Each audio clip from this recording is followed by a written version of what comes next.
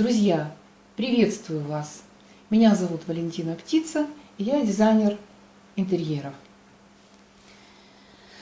Сегодня мы рассмотрим такой документ, как коммерческое предложение по дизайну интерьера для потенциального клиента.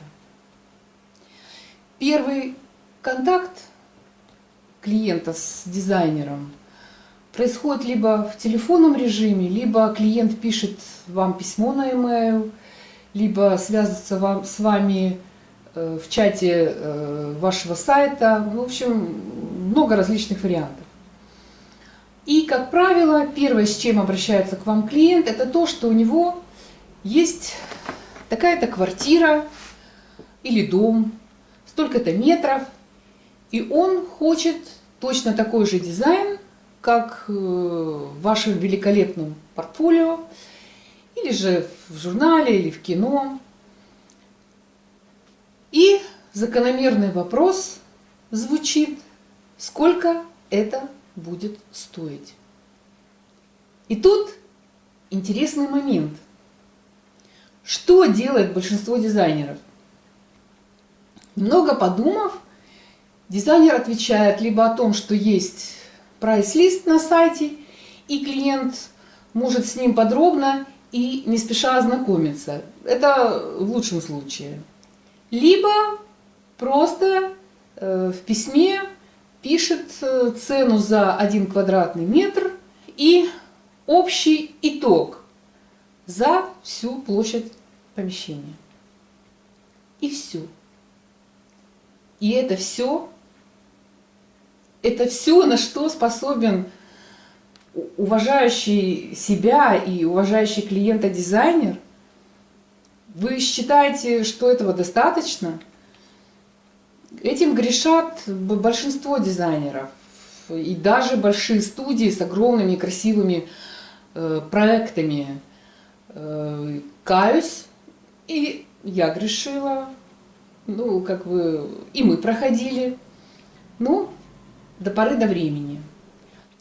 А ведь чаще всего, прежде чем пуститься во все тяжкие, клиент делает маркетинг, соответствие цены и качества дизайна.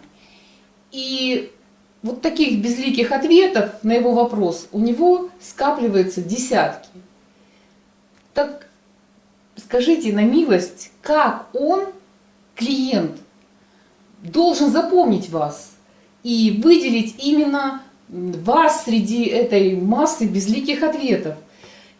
И они одинаковых ответов, потому что и стоимость услуг практически тоже одинаковая. А потом мы задаемся вопросом, почему клиент прошел мимо? Почему он выбрал наших конкурентов? Ведь мы такие красавцы, и прайс у нас далеко не заоблачный. А потому что конкуренция зашкаливает. А начинающему дизайнеру так вообще без танцев с бубнами просто не обойтись, не выжить. Конечно же, каждый дизайнер, который имеет свое лицо и уважительно относится к потенциальному клиенту, должен иметь свой шаблон коммерческого предложения и активно его использовать в работе с клиентом. Что такое коммерческое предложение? Это прежде всего документ, который выдается потенциальному клиенту, нуждающемуся в услугах по дизайну интерьера с предложением желаемых им услуг. И документ, соответственно, должен быть стильным, дизайнерским. Мы же дизайнеры, как-никак.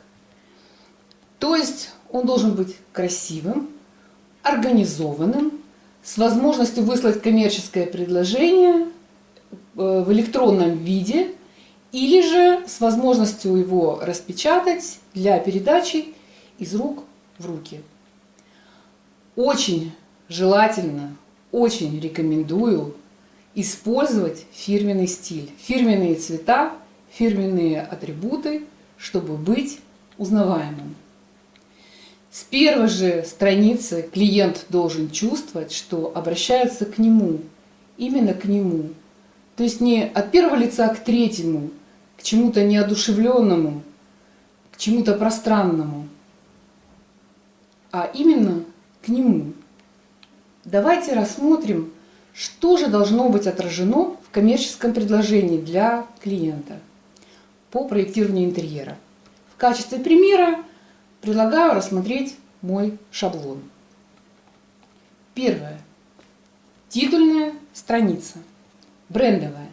На ней название компании, логотип, название документа, дата, кто создал это коммерческое предложение и для кого оно создано.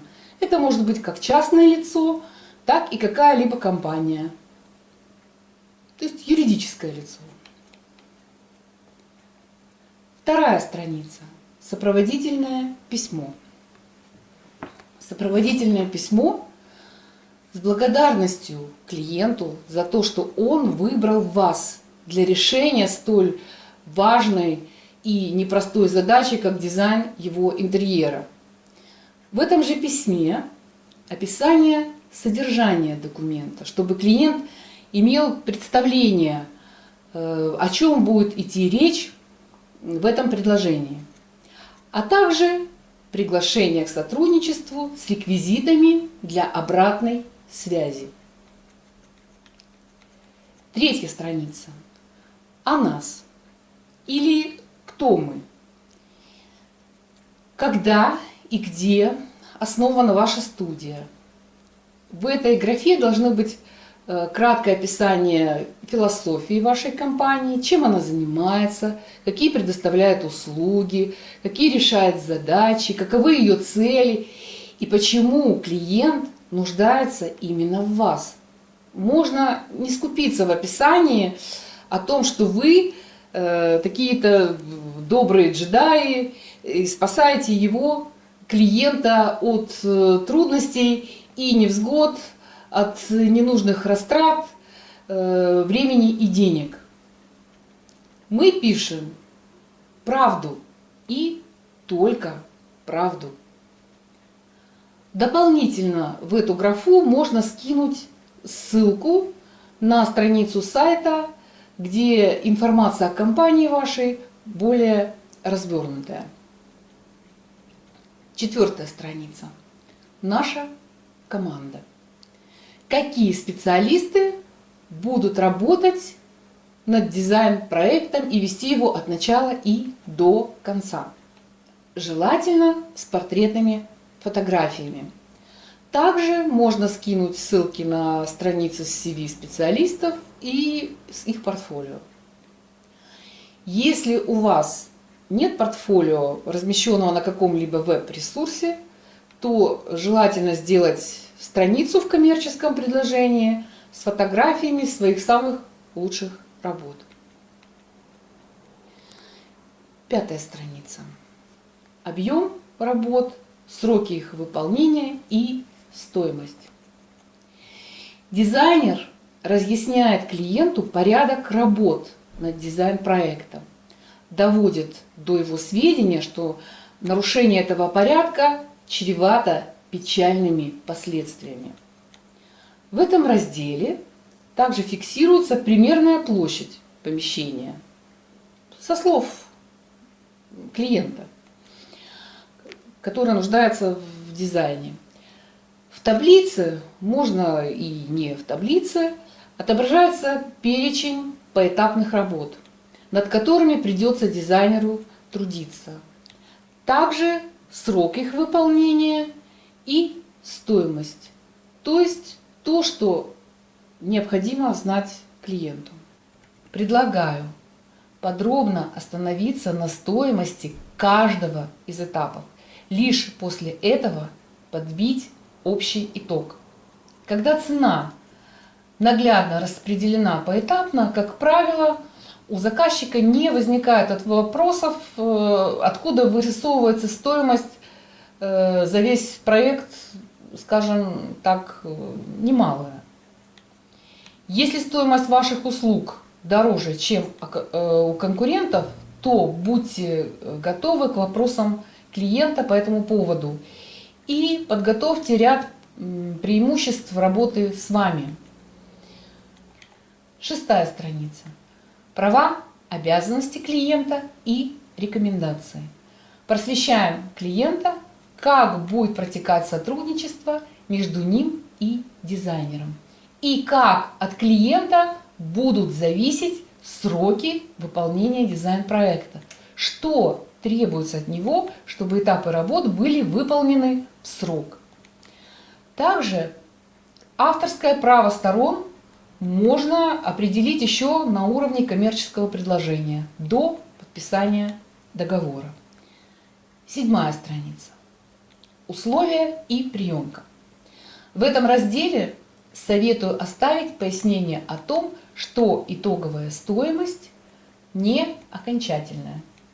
Окончательная нарисуется только после подписания клиентом брифа и технического задания, когда точно и бесповоротно будет понятно, что же на самом деле он хочет, какие сроки, какие и какой сложности задачи он ставит перед дизайнером. Также можно отметить, что оферта действительно, например, на 30 дней. По истечении этого отрезка времени цена на услуги может измениться. Можно еще раз поблагодарить клиента за внимание и пригласить подписать этот документ ниже в форме. 8-я страница. И последняя. Это призыв к действию. Например, чтобы заказать дизайн интерьера, свяжитесь с нами. Или если у вас возникли к нам вопросы, свяжитесь с нами. И под призывом название фирмы, адрес и реквизиты для обратной связи, такие как телефон, email, чаты и прочее. Мы с вами рассмотрели, каким может быть коммерческое предложение по дизайну интерьера. Что касаемо текстов. Тексты коммерческого предложения должны быть содержательными, но и в то же время лаконичными, так как поле деятельности макета ограничено. И бить себя в грудь и восхвалять себя дорогого, что я такой, да розетокий, бесполезное занятие. Нынче это уже не работает. У каждого человека масса проблем. И, как говорится, своя рубашка ближе к телу. Клиент обращается к нам потому, что действительно нуждается в помощи и желает улучшить качество своей жизни. Вот и нужно указать на то, что наша помощь бесценна, без которой ему обойтись можно, но очень будет трудно. И это действительно правда. Необходимо конкретно перечислить проблемы и задачи, которые дизайнер берет на себя и будет решать их вместо клиента. Для нас что важно? Для нас важно получить обратную связь. Коммерческое предложение должно его зацепить, чтобы он прочел его от корки и до корки. Клиент должен почувствовать выгоду от вашего предложения, определить для себя все преимущества ваших услуг, чтобы у него возникло желание работать именно с вами. Вот тогда такое коммерческое предложение можно назвать продающим. Вот мы с вами и разобрались, как быть во всеоружии при первом же контакте с клиентом, чтобы произвести на него наилучшее впечатление. Как говорится, встречают по одежке. Мой шаблон состоит из 8 страниц в редактируемом формате PDF, разложенного по слоям. То есть можно редактировать, менять цвет, менять фон, шрифт, то есть полностью редактируемый. Если у вас нет времени или вам просто неохота с этим возиться, можете скачать мой шаблон и адаптировать его под себя. Ссылку я оставлю ниже в описании. Нужно при этом понимать, что шаблон шаблоном, но каждый клиент уникален. И поэтому необходимо подходить к каждому коммерческому предложению индивидуально, соответственно, чаянию каждого клиента и никак иначе. Если у вас возникли вопросы или сложности по поводу скачивания файла, напишите мне об этом в комментариях в моем блоге на сайте. Подписывайтесь на мой канал, нажимайте на колокольчик, тогда вы сможете отслеживать мои новости. Дерзайте, создавайте в любой удобной вам программе или скачивайте мой образец, мой шаблон коммерческого предложения по дизайну интерьера, и в добрый час у вас все получится. Пока-пока.